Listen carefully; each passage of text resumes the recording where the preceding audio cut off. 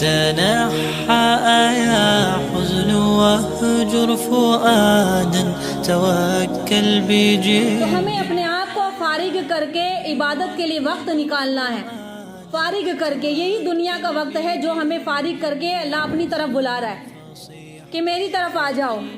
اب رمضان مبارک کے بارے میں قرآن مجید میں آیت ہے، یا ایھا الذین آمنوا کتب علیکم الصیام کما کتب علی الذین من قبلکم لعلکم تتقون. اے ایمان والو، تم پر روزہ فرض کیا گیا ہے جس طرح سے تم سے پہلی امتوں پر لوگوں پر روزہ فرض کیا گیا تھا، اور روزے کی بدولت رفتہ رفتہ تم پرہیزگار بن جاؤ، متقی بن جاؤ. روزے کی وجہ سے تم لوگوں کے درجات اللہ بلند کرے. نبی کریم صلی اللہ علیہ وسلم کا ارشاد مبارک ہے، جو شخص قصدن بلا کسی شرعی عذر کے، اور کوئی شرعی عذر بھی ایسا نہ ہو، اور ایک روزہ چھوڑ دے، تو ایک دن بھی رمضان کے روزے کو افطار کر دے، روزہ چھوڑ دے، غیر رمضان کی چاہے تمام عمر روزہ رکھ لے، تب بھی وہ اس کا بدلہ نہیں پا سکتا. ساری زندگی ایک روزے کی تم خامی بھرتے رہو کہ ہم سے ایک روزہ رمضان میں چھوٹ گیا تھا، چلو ہم اب پورے سال کے روزے رکھتے ہیں. پوری زندگی آگے، پوری زندگی بھی تم اس روزے کی اہمیت کو نہیں پہنچ سکتے. رمضان مبارک کی فضیلت کیا ہے کہ اللہ کے نبی صلی اللہ علیہ وسلم ارشاد فرمائے، میری امت کو رمضان میں 5 چیزیں ایسی ملی ہیں جو پہلی امتوں کو کسی کو بھی وہ چیزیں نہیں ملی. وہ رمضان کی خصوصیت کے ساتھ ہے. نمبر 1، بھوکا رہنے سے جو بو آتی ہے منہ کے اندر سے، وہ بو اللہ کو مشک کی خوشبو سے بھی زیادہ پسندیدہ ہے، اور ان کے لیے روزے داروں کے لیے سمندر کی مچھلیاں سب مغفرت کی دعائیں کرتی ہیں. نمبر 3 کیا ہے خصوصیات کہ اللہ تعالیٰ روزانہ جنت کو سجاتا ہے. اللہ تعالیٰ روزانہ جنت کو سجاتا ہے، اور جنت کو سجانے کے بعد کہتا ہے کہ جنت سن، اے جنت، کہ اس میں نیک لوگ آنے والے ہیں، ان کی دنیا کی تمام تکلیفیں دور کر کے وہ جنت میں آنے والے ہیں. سجا کون رہا ہے؟ اللہ سجا رہا ہے. کس کے لیے؟ ہم جیسے گناہگاروں کے لیے، تاکہ وہ جنت کی طرف آ جائیں. نمبر 4، شرکت شیاطین قید کر دیے جاتے ہیں. جو شیاطین قید کر دیے جاتے ہیں رمضان میں، یہی وجہ ہے کہ ہر گھر میں قرآن کھلتا ہوا دکھائی دیتا ہے. نمبر 5، آخری رات میں بخشش کر دی جاتی ہے. آخری دنوں میں، رمضان کے آخری دنوں میں بخشش کر دی جاتی ہے. روزے کی فضیلت، جس شخص نے رمضان کا روزہ رکھا، روزے کی حدود کو پہنچا، جو اس کے روزے کے جو حدود تھے اس کو پہنچ گیا، اور ان چیزوں سے بچا جن چیزوں سے روزے کو سے بچایا گیا ہے، اور ان چیزوں سے بچا جس اگلے پچھلے سارے گناہ اللہ تعالیٰ معاف فرما دیتے ہیں. روزے داروں کی فضیلت کیا ہے کہ اللہ کے نبی صلی اللہ علیہ وسلم نے ارشاد فرمایا، جنت کے 8 دروازے ہیں، اور 8 دروازوں میں سے ایک دروازہ باب الریان ہے، جس کا نام کیا ہے؟ باب الریان. 8 دروازے، ایک دروازے سے وہی داخل ہوگا جو روزے دار ہوں گے، اور اس کے علاوہ اس دروازے میں سے کوئی داخل نہ ہوگا. یہ تو ایک بہانہ ہے، اللہ کو اچھی طریقے سے معلوم ہے کہ کسی نہ کسی کے ذریعے سے کسی طرح سے بھی ان بندوں کی بخشش کر دی جائے، یہاں تک کہ ایک نہ ایک دن سب جنت میں داخل کر دیے جائیں. اور روزہ ہر قسم کی بری عادات اور گناہوں سے بچتے ہوئے رکھا جائے. قرآن اور احادیث میں بیان کیے گئے تمام فضائل کو سن کر اچھی طریقے سے ذہن نشین کر لیں کہ روزے میں جو چیزیں ممانعت ہیں ان سے بچا جائے. کہ روزہ ہم نے رکھ لیا، اس طرح کی بھی حدیث ہے کہ روزے میں ہم نے روزہ تو رکھ لیتے ہیں، لیکن اپنے جو عادت ہیں، وہ اخلاق ہیں، وہ نہیں چھوڑتے ہم. رمضان مبارک کی آمد پر اللہ کے نبی صلی اللہ علیہ وسلم نے کیا ارشاد فرمایا؟ حدیث مبارکہ ہے، حضرت سلمان فارسی رضی اللہ تعالیٰ عنہ سے روایت ہے کہ اللہ کے نبی صلی اللہ علیہ وسلم نے ارشاد فرمایا، آخری دنوں میں آپ نے خطبہ دیا، فرمایا کہ تم پر ایک ایسا عظیم اور بابرکت مہینہ آنے والا ہے. یہ ایسا مہینہ ہے جس میں ایک ایسی رات آتی ہے جو 1000 مہینوں سے افضل ہے، جو شب قدر کی، لیلۃ القدر کی رات آتی ہے، جس میں قرآن مجید کا نزول ہوا. جو پہلی کتابیں نازل ہوئی جیسے تورات، زبور، انجیل، اور آخری کتاب قرآن مجید، یہ بھی اسی مہینے میں نازل ہوئی. تو یہ مہینہ جو ہے، دیکھو 12 مہینے ہوتے ہیں، انگلش کے حساب سے لو، ہندی کے حساب سے لو، یا اردو تاریخ کے حساب سے لو، اور جو 12 مہینے ہوتے ہیں سب کے نام جو منتخب کیے وہ دنیا والوں نے کیے، اردو تاریخ سے جو بھی ملتے ہیں.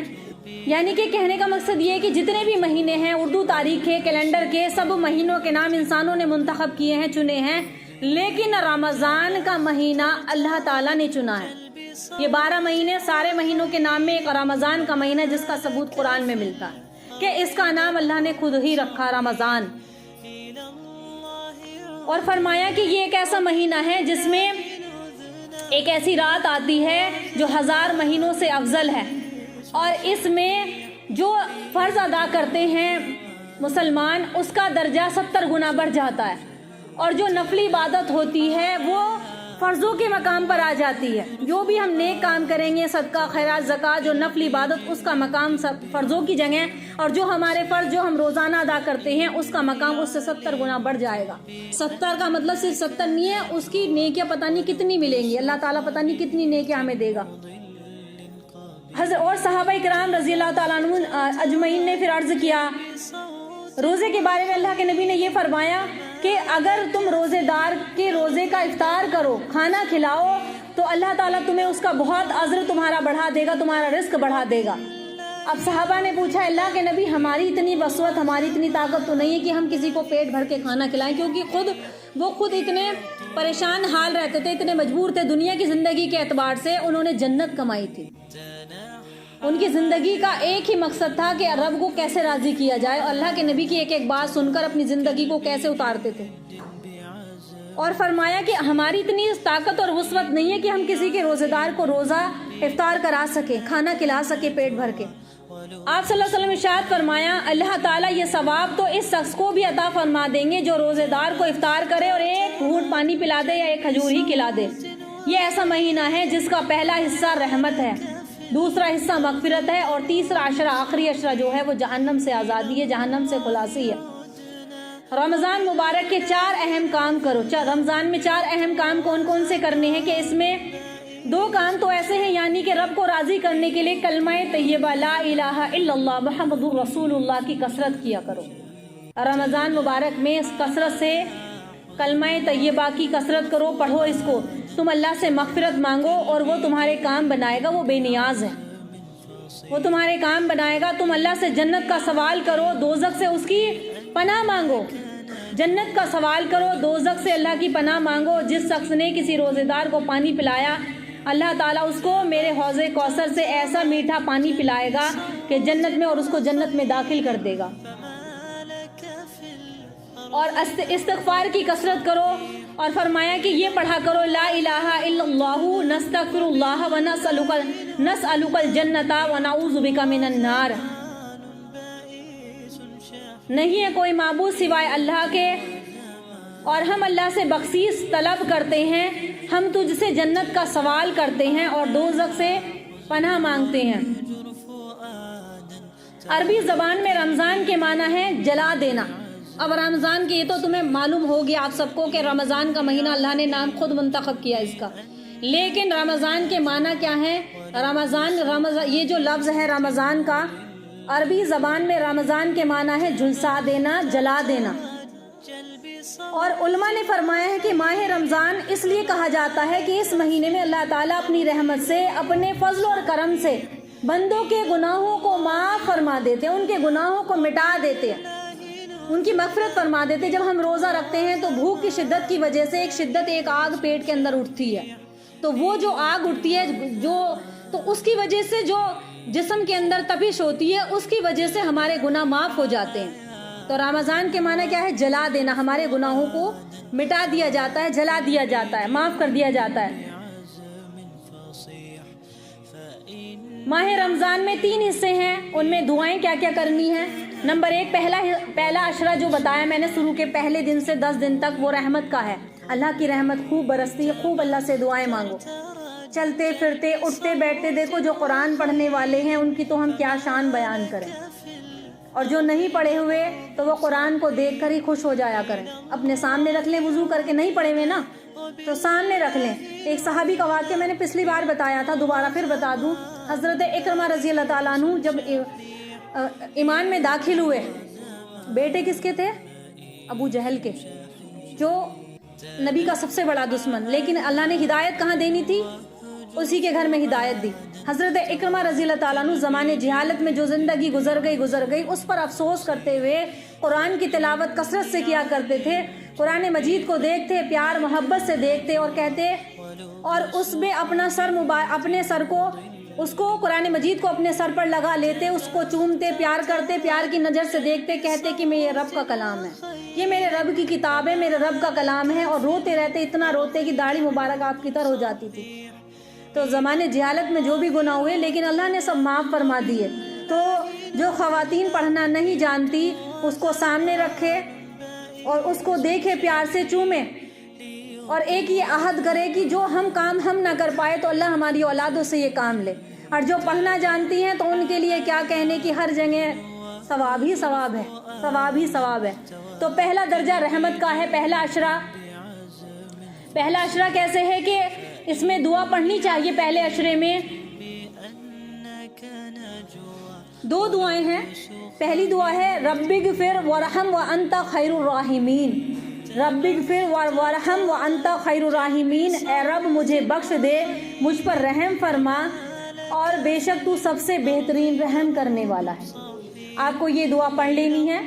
اور دوسری دعا ہے اسی عشرے میں پڑھنے کی، رب اغفر وارحم انک انت العز الاکرم، ہے کہ میرے رب تو مجھے بخش دے، تو رحم اور مجھ پر رحم فرما، یقیناً آپ بڑی عزت اور سخاوت والے ہیں، یقیناً آپ بڑی عزت والے اور سخاوت والے ہیں۔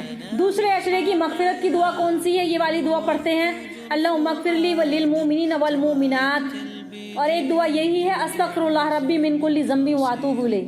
یہ کون سا ہے؟ مغفرت کا مہینہ۔ تیسرے عشرے میں کون سی دعا مانگنی ہے؟ جو آگ سے آزادی کا عشرہ ہے، آخری عشرہ جس میں اللہ تعالیٰ آگ سے آزادی فرماتے ہیں، اللہم اجرنی من النار، اے اللہ مجھے جہنم کی آگ سے بچا لے، اے اللہ ہمیں جہنم کی آگ سے بچا لے، اللہم انک عفو تحب العفو فاعف عنی۔ یہ شب قدر کی راتوں میں دعائیں پڑھتے ہیں۔ رمضان کا استقبال کرنے کا طریقہ کیا ہے؟ استقبال کیسے کرنا چاہیے؟ سب سے پہلے گھروں کی صفائی پر دھیان ہو۔ 1-2 دن پہلے اچھے سے صفائی کی جائے، اور اتنی نہیں کہ تم اپنی نمازیں بھی، فرض نمازیں بھی نکال دو، چھوڑ دو، ایسا نہیں۔ رمضان سے پہلے کرو، کیونکہ رمضان مبارک میں بعض آخری اس میں کرتے ہیں نا کہ تو ساری شب قدر اور سارے دن کی تلاوت اسی میں چلی جاتی ہے۔ تو پہلے ہی صفائی اچھے سے کر لو، اپنے جگہ کی، گھر کی، بستروں کی، اپنے کچن کی، جو بھی کرنی ہے اچھے صفائی کرو، اپنے آپ کو بھی پاک صاف رکھو۔ بعض مرتبہ لوگ کتنا پیسہ خرچ کرتے ہیں، انویسٹ کرتے ہیں اپنے کاروبار میں، چاہ کے بھی خوب دعائیں کرتے، پتہ نہیں اللہ کی کیا بہترائی ہوتی ہے، پھر بھی کاروبار میں نقصان آ جاتا ہے۔ وجہ کیا ہے کہ ہمارے مقدر میں جتنا لکھ دیا وہ ملنا ہے، کوشش کے باوجود بعض مرتبہ ہم ناکام ہو جاتے ہیں۔ وجہ کیا ہے؟ رب کی مرضی ہے، اللہ جسے چاہے اپنے فضل میں خاص کر لے، جسے چاہے غنی کر دے، تو اللہ کا فضل ہے۔